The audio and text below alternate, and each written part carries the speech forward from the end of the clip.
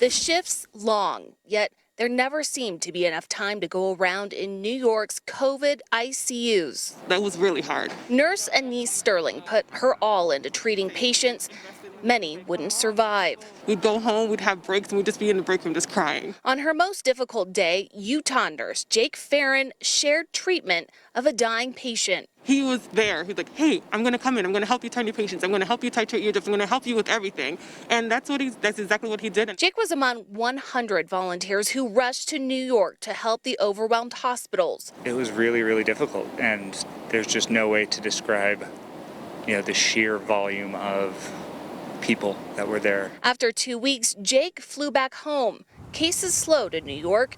Anise wanted to repay the kindness as Utah hospitals began filling with COVID-19 patients. We're nowhere near what New York went through, but for us, relative to what we normally handle, it's a lot. On her first day last week, familiar eyes peeked out behind a mask. And so I saw Jake and I was like, were you in New York?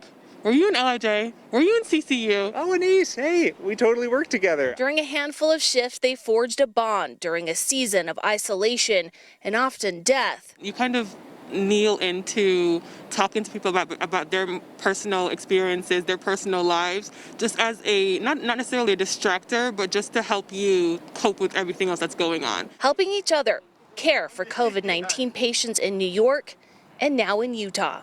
In Murray, Haley Higgins, Fox 13 News, Utah.